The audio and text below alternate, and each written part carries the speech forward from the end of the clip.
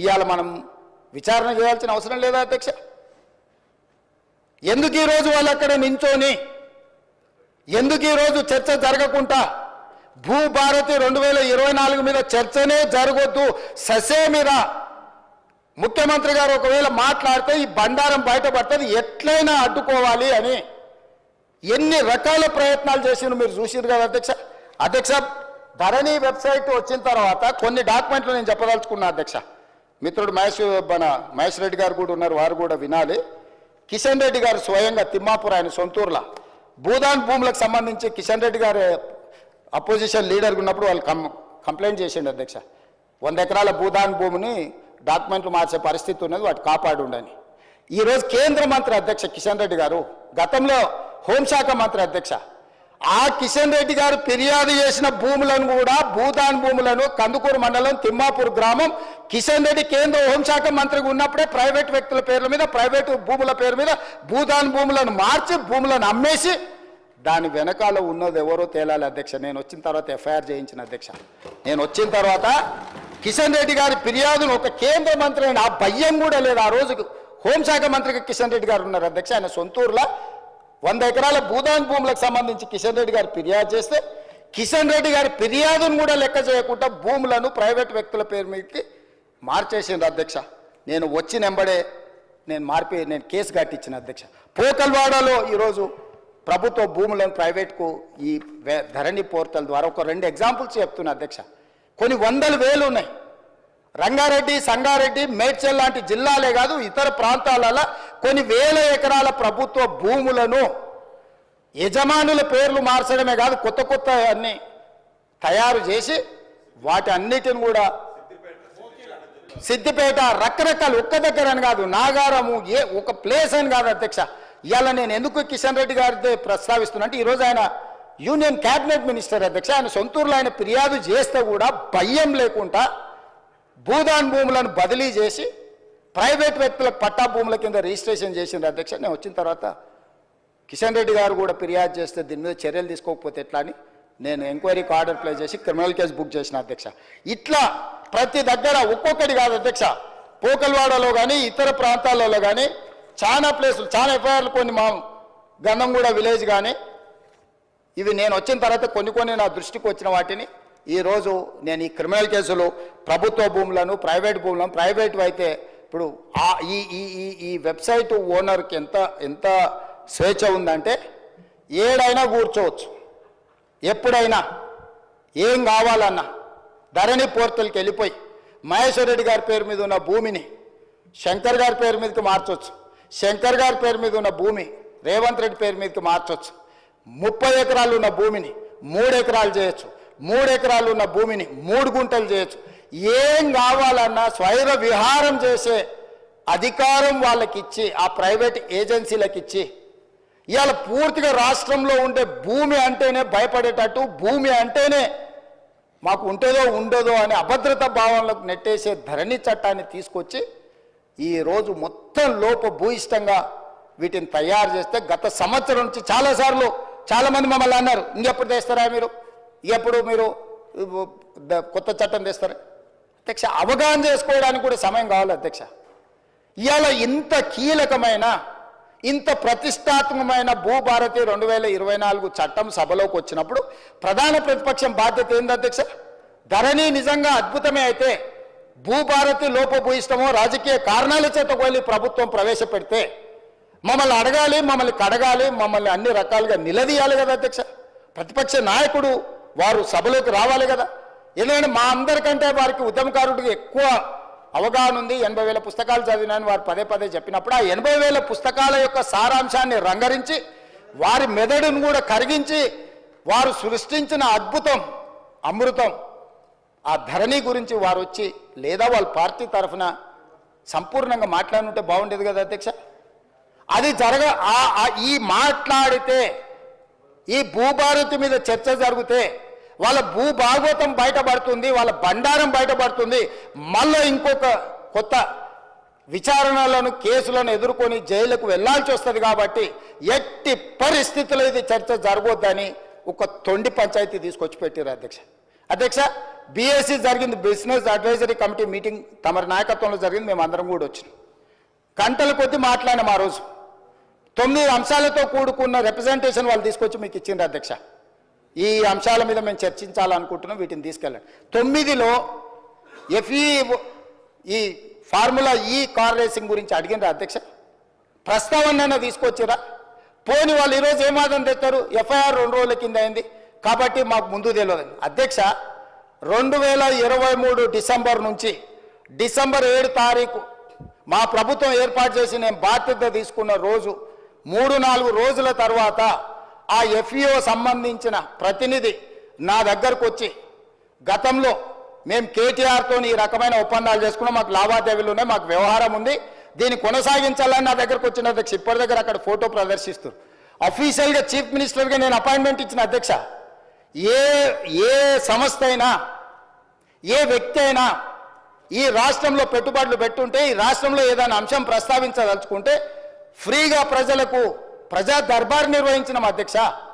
ధూల్పేటలో గుడంబ అమ్ముకునేటోడు కావచ్చు, లేదా ఇంకెక్కడైనా ఏదైనా నేరంలో ఇరుక్కున్న ఆరోపణలు ఎదుర్కొంటున్నాడు కావచ్చు, ముఖ్యమంత్రి నా దగ్గర వచ్చి చెప్పుకునే స్వేచ్ఛ ఇచ్చిన అధ్యక్ష. అతను ఎదుర్కొంటున్నది నిజమైన ఆరోపణనేనా, నిజమా కాదా, వాస్తవమా అవాస్తవమా, ఎవరు వచ్చినా చెప్పుకునే స్వేచ్ఛ. నేను నా ఇంటి దగ్గర రోజు వందలాది మంది నేను కలుస్తా అధ్యక్ష. ప్రతిరోజు సెక్రటేరియట్లో మీకు తెలుసు 4 గంటల నుంచి 8 కానీ 9 కానీ ఎన్ని వందల మంది వచ్చినా ప్రతి ఒక్కరిని కలుస్తా, ప్రతి ఒక్కరితో ఫోటో దిగుతా. ఈ ఎఫ్ఈఓ సంస్థకు సంబంధించిన ప్రతినిధి ఈ కార్ రేస్లకు సంబంధించి చర్చించాలంటే నేను అపాయింట్మెంట్ ఇవ్వకుంటే ఎందుకుంటా అధ్యక్ష? ఏముంది అధ్యక్ష? నేను దిగిన ఫోటో అధ్యక్ష, ఆ ఫోటో నేనే దిగిన. వాళ్ళని పిలిచినా నేను, వాళ్ళు వచ్చి కలుస్తామంటే రమ్మన్నా, వచ్చి కలిచారు. కలిసిన తర్వాత ఈ విషయం ప్రస్తావించారు. ఈ విషయం ప్రస్తావిస్తే నేను అడిగిన మాకేం సంబంధమయ్యా, మాకేం సంబంధం, దీంట్లో ప్రభుత్వం ఎందుకు డబ్బులు ఇస్తుందని. లేదు సార్, కేటీఆర్ మేము చీకట్లో మాట్లాడుకున్నాం, అదంతా సెట్ అయిపోయింది సార్, జర్ర మీరు అంటే ఇక వేసేసుకొని వెళ్ళిపోతాం సార్, ఒక 600 కోట్లు జర అని రా సార్ అని వచ్చారు. అనే ముందర ఫస్ట్ అయితే అధికారులను అడుగుదామని చెప్పి ఆయన చెప్పిన తర్వాతనే దీని వెనకాల ఉన్న వ్యవహారం ఏంది అనేది నేను అధికారులను పిలిచి అడిగిన అధ్యక్ష. ఆ ప్రతినిధి వచ్చి నన్ను కలిసి నువ్వు అని అడగకపోతే నా దృష్టికి ఇంత తొందరగా వస్తుండేనో రాకపోతుండో నాకు తెలియదు అధ్యక్ష. నేను ఎందుకు పూర్తి వివరాలు ఇక్కడ చర్చిస్తలేనంటే, 1 ఏసీబీ విచారణ చేస్తుంది, కేసు అయింది. 2 హైకోర్టులో కేటీఆర్ గారు వెళ్ళారు. ఈ 2 శాఖలు నా దగ్గరనే ఉన్నాయి. ఒక శాఖ ఎంఏయుడి హెచ్ఎండిఏ నా దగ్గరనే ఉంది, పోలీస్ శాఖ నా దగ్గరనే ఉంది, విచారణ చేసే శాఖ కూడా నా దగ్గరనే ఉంది. నేను ముఖ్యమంత్రికి సభలో దీంట్లో ఎక్కువ తక్కువ వివరాలు మాట్లాడితే విచారణ అధికారులు దీనికి ప్రభావితానికి లోనయ్యి నా మీద కక్షాపూరితంగా వ్యవహరిస్తుందని తారక రామారావు గారు ఈ అంశాన్ని కోర్టుల అడ్వాంటేజ్ వాడుకుంటాడు అని చెప్పి నేను ఎక్కువ వివరాలు మాట్లాడతలేను అధ్యక్ష. నేను స్పష్టంగా చెప్పదలుచుకున్నా అధ్యక్ష. 2023 డిసెంబర్, నాకు తారీఖు సరిగ్గా గుర్తులేదు, నేను ఆ డేట్లన్నీ తీసిస్తాను. 2023 డిసెంబర్ నుంచి 2024 డిసెంబర్ ఏసీబీ ఎఫ్ఐఆర్ చేసే వరకు క్రొనాలజికల్గా జరిగిన అన్ని వివరాలను తొందరలోనే నేను అందరి ప్రజలకు వివరిస్తా. ఆ సంస్థకు సంబంధించిన ప్రతినిధి నన్ను కలిసి నాకు వాళ్ళు జరిగిన లోపాయకారి ఒప్పందాల గురించి చెప్పి దీన్ని నువ్వు సహకరించాలని అడిగినప్పుడు శాఖ నుంచి సమాచారాన్ని తెప్పించుకొని ఇది తెలంగాణ రాష్ట్ర ప్రజలకు సంబంధించిన సొమ్ము, హైదరాబాదు నగర అభివృద్ధి కోసం మాత్రమే వాడాలి, కొద్దిమంది తోసుకుంటే కుదరదు అని చెప్పి దాన్ని వివిధ సందర్భాలలో అధికారుల నుంచి సమాచారాన్ని సేకరించి అధికారులకు పై అధికారులు నోటీసులు ఇచ్చి వాళ్ళు ఇచ్చిన రిప్లైల ఆధారంగా దాన్ని విచారణ చేపట్టాలి అని చెప్పి ఈరోజు ఫిర్యాదు చేసినాం అధ్యక్ష. సంవత్సరం నుంచి నానుతున్న సబ్జెక్టు, సంవత్సరం నుంచి పత్రికలలో రాస్తున్న సబ్జెక్టు, సంవత్సరం నుంచి టీవీలలో పేపర్లలో చర్చ జరుగుతున్న సబ్జెక్టు. 4 సమావేశాలు జరిగినాయి అధ్యక్ష. మన ప్రభుత్వం వచ్చినాక తమరి నేతృత్వంలోనే, తమరు స్పీకర్ అయిన తర్వాత ఈ శాసనసభ సమావేశం ఒక్కసారి కాదు 4 సార్లు జరిగింది అధ్యక్ష. ఇది 4వ సమావేశం. 4 సమావేశాలలో ఏ రోజైనా ఫార్ములా ఈ రేస్ గురించి బీఆర్ఎస్ ఎప్పుడైనా మాట్లాడిందా అధ్యక్ష? ప్రపంచంలో ఉండే చంద్రమండలంలో ఉండే ధూళి దుమ్ము గురించి అనకాపల్లి నుంచి అమలాపురం నుంచి అమెరికా వరకు కేటీఆర్ గారు అన్ని విషయాలు మాట్లాడిండు. ట్విట్టర్ పిట్ట రోజు విషయాలను ప్రస్తావించిన ఏ రోజన్నా ఈ ట్విట్టర్ పిట్ట ఈ ఫార్ములా ఈ రేస్ గురించి ఎప్పుడైనా మాట్లాడిండు అధ్యక్ష? ఇవాళ నిన్న సాయంత్రం నుంచి ఎట్టి పరిస్థితుల్లో చర్చ జరగాల్సిందే, ఈ సభను నడవనీయం. ఏంది అధ్యక్ష దురహంకారం? 2023 డిసెంబర్లో ఓడించి అధికారంలోకి వెళ్ళి దించారు. ఇంకా వాళ్ళ అహంభావం తగ్గలేదని 2024 పార్లమెంట్ ఎన్నికల్లో డిపాజిట్లు గుంజుకున్నారు అధ్యక్ష. అయినా ఇంకా వీళ్ళు అధికారం పోయినా మారలేదు, డిపాజిట్లు పోయినా మారలేదు. ఈరోజు మెదడు కూడా పోయినట్టుంది అధ్యక్ష వాళ్ళు చేస్తున్న అల్లరి చిల్లర పనులు చూస్తుంటే. అధ్యక్ష, మనం బాధ్యత కలిగిన ప్రజాప్రతినిధులం. ఇంత కీలకమైన సమస్య చర్చ జరుగుతున్నప్పుడు ఈ చర్చను కొనసాగించి చర్చ పూర్తయిన తర్వాత తీసుకోమని అడగనున్నారు అధ్యక్ష. తమరు అనుమతిస్తే ఏదైనా. ఇవాళ నేను ఎందుకు వివరాలు ఇక్కడ మొత్తం చెప్పలేకపోతున్నానంటే, ఒక పక్కన ఏసీబీ విచారణ చేస్తుంది, రెండవ పక్కన కోర్టులో అతను వాదనలు వినిపిస్తున్నాడు. నేను ఏ సమాచారం అవసరానికి మించి వాస్తవాలను ఏది మాట్లాడినా ముఖ్యమంత్రిగా ఈ శాఖ 2 శాఖలు నా పరిధిలోనే ఉన్నాయి కాబట్టి నేను ఏదైనా ఆ శాఖల మీద ప్రభావితం, ఆ శాఖలను ఏదైనా ప్రభావితం చేస్తా అని చెప్పి ఏదన్నా అనుకునే అవకాశం ఉంటుంది కాబట్టి నేను ఆ వివరాల జోలికి వెళ్తలేను. మీ ద్వారా ఇన్ని వివరాలు చెప్పిన నేను ఒకటే కోరుకుంటున్నా అధ్యక్ష, ఫార్ములా ఈ రేస్కు సంబంధించి వారు పట్టుబడుతున్నారు. ఒకసారి అధికారులతో ఒకసారి కోర్టులో పరిస్థితులను అంచనా వేసుకున్నాక మీరెప్పుడు పిలిస్తప్పుడు ఇక్కడైనా ఎక్కడైనా ఒకవేళ వాళ్ళకి శాసనసభలో చర్చించడానికి వాళ్ళకు ఒకవేళ ఏమైనా ఇబ్బందులు ఉంటే వాళ్ళ పార్టీ ఆఫీస్కి అయినా కూడా వస్తాం అధ్యక్ష, మాకేం అభ్యంతరం లేదు. 100 కోట్లు ప్రభుత్వం సొమ్ము కొల్లగొట్టి ఇతర దేశాలకు తరలించి మేము పట్టుకున్నాక ఇక్కడ నుంచి అక్కడికి పోయింది తెలిసిందే కదా అంటాడు అధ్యక్ష. మీ ఖాతాలో ఉన్న పైసలు సైబర్ క్రైమ్ వేరే ఖాతాలకు మార్చుకొని వాడు ఎన్నో కొండ మీద కూర్చొని ప్రసాద్ గారి ఖాతాలో ఉన్న సొమ్మంతా నా దగ్గరకు వచ్చింది, నన్నేందుకు పట్టుకునేది అంటే మన అర్థం ఉందా అధ్యక్ష? హెచ్ఎండిఏ ఖాతాలో ఉండాల్సిన కోట్ల రూపాయలు లండన్లో ఏదో కంపెనీకి మార్చి ఆ లండన్ కంపెనీ వెనకాల నీకేం లాలుచుందో చెప్పకుండా ముందు ట్రైపార్టీ అగ్రిమెంట్ ఉన్నదాన్ని బైపార్టీ అగ్రిమెంట్ చేసి బైపార్టీ అగ్రిమెంట్ల ఎన్నికల నిబంధనలు ఉల్లంఘించి రాష్ట్ర ప్రభుత్వ విధి విధానాలను ఉల్లంఘించి అన్ని రకాలుగా కోట్ల రూపాయలు అధ్యక్ష 55 కోట్లు అంటుండు అధ్యక్ష. వీళ్ళు చేసుకున్నది 600 కోట్లు ఎన్నికే, 55 కోట్లు ఇవ్వగానే నేను పట్టుకున్నా అధ్యక్ష. 55 కోట్లు ఇవ్వగానే నేను పట్టుకున్నా కాబట్టి 500 కోట్లు మిగిలిపోయినాయి అధ్యక్ష. లేకపోతే నేను ఆయన వచ్చింది కదా చెప్పిన కదా అధ్యక్ష, జర్ర ఊ అని అయిపోతుందని. నేను జర్ర ఊ అంటే 600 పోతుండే అధ్యక్ష. 55 కోట్లు చిన్న అమౌంట్ అధ్యక్ష ప్రజలది. ఇవాళ హాస్పిటల్లో 50,000 లక్ష రూపాయలు హాస్పిటల్ ఖర్చులకు లేకుండా ప్రాణాలు పోతున్నాయి అధ్యక్ష. ప్రభుత్వ సొమ్ముకు జవాబుదారీతనంగా ఉండాల్సిన ప్రజాప్రతినిధులు 55 కోట్లు పోతే ఏమైంది? ఇవాళ ఈ రేసులు అంటాడు, ఫార్ములా రేసులు అంటాడు, ఎల్లుండి రేసు గుర్రాలతో కూడా ప్రతిష్ట వస్తుందంట, ఆ తర్వాత జువ్వా కూడా ఇది అంటాడు, ఆ తర్వాత గుట్కా కూడా అంటాడు, ఆ తర్వాత డ్రగ్స్ కూడా అంటాడు. ఇవన్నీ కూడా ఏదో రకంగా పాపులారిటీ తెచ్చేటివే కదా అధ్యక్ష. ఫామ్ హౌస్లో డ్రగ్స్ దొరుకుతాయా, మేము పడకపోతే దావత్ చేసుకోవద్దా అంటాడు. ఏంది అధ్యక్ష ఈ దబాయింపు? ఏంది పండుగ పూట దీపావళి పండుగ పూట మనం చేసుకుంటే చిచ్చుబుట్లు కాల్చుకుంటాం అధ్యక్ష, సారాబుట్లు పెట్టుకుంటాం అధ్యక్ష.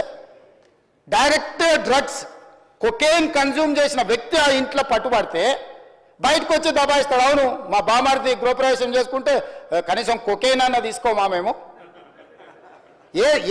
ఏ సంస్కృతిలో ఏ సాంప్రదాయంలో ఉంది అధ్యక్ష? మీరు చూడండి వారు ఏం మాట్లాడుతున్నారో. సరే వీళ్ళు ఇట్లా మాట్లాడి ఇప్పుడు నేను కింద మీరే చూసారు కదా అధ్యక్ష, పెద్దల శ్రీనివాసరెడ్డి గారు కూడా చెప్పారు, ఔటర్ రింగ్ రోడ్ విషయంలో నువ్వు క్యాన్సిల్ చేసేయి. ఈయననే కాదు వెనకాల నుంచి మైక్లో లేడు, ఆయన కూడా అన్నాడు క్యాన్సిల్ చేయాలంటే ఎట్లా చేయాలి అధ్యక్ష? విచారణ చేయకుంటే యూనిలాటరల్ క్యాన్సిలేషన్, 1 సైడ్ క్యాన్సిలేషన్ జరుగుద్దా అధ్యక్ష? ఏదైనా ఒక ఒప్పందము నగదు బదిలీ అయిన తర్వాత ఆ నగదు బదిలీ చేసి ప్రభుత్వం చేసుకున్న ఒప్పందము ఏదైనా రద్దు చేయాలంటే విచారణ జరగాలి, విచారణలో తప్పు జరిగిందని నిరూపించాలి. తప్పు జరిగిందని నిరూపించిన తర్వాతనే చట్ట ప్రకారము రద్దు చేయడానికి అవకాశం ఉంటుంది. అడిగింది వాళ్ళే, డిమాండ్ చేసింది వాళ్ళే. నేను లేచి నించొని ప్రకటించిన తర్వాత మళ్ళీ హరీష్ రావు గారు అభినందించండు, మేము స్వాగతిస్తున్నాం మీ విచారణని. ఇవ్వాలంటే నా మీద కక్షతోని విచారణకు ఆదేశించిండని. అంటే ఔటర్ రింగ్ రోడ్ అమ్ముకున్నా ఏమనొద్దు, హెచ్ఎండిఏలో 100 కోట్లు విదేశాలకు తరలించి ఆ విదేశాలలో మీరు ఎట్టెట్లా వంచుకుంటురో ఎవరెవరు ఈ నుంచి నువ్వు ఎఫ్ఈఓ ఖాతాలకు పోయిందో చూపిస్తున్నావు. ఎఫ్ఈఓ ఖాతాల నుంచి లండన్లో ఎవరి ఖాతాలకు పోయినాయో మళ్ళీ అవతల ఎవరు తేల్చాలి అధ్యక్ష? విచారణ చేయకుండా తేలుతుందా అధ్యక్ష? ప్లస్ నోట్లు పంపలే అధ్యక్ష, పౌండ్స్ కొనాలి ప్రభుత్వం అంటే ఆర్బీఐ అనుమతి తీసుకోవాలి అధ్యక్ష. ఫారిన్ కరెన్సీ పర్చేజ్ చేయాలంటే ఏ ట్రాన్సాక్షన్ చేయాలన్నా రిజర్వ్ బ్యాంక్ గైడ్ లైన్స్ ఉన్నాయి అధ్యక్ష. ఎట్లా పడితే అట్లా నా దగ్గర నోట్లు ఉన్నాయి, నోట్లు ఇచ్చి డాలర్లు కొంటా, డాలర్లు ఇచ్చి పౌండ్స్ కొంటా, లేకపోతే రూపీలు కొంటా అని లేదు అధ్యక్ష. భారతదేశము రాజ్యాంగం పరిధిలో రిజర్వ్ బ్యాంకు కొన్ని నిబంధనలు అధ్యక్ష. పౌండ్స్ కొనాలంటే రిజర్వ్ బ్యాంక్ అనుమతి ఇవ్వాలి అధ్యక్ష.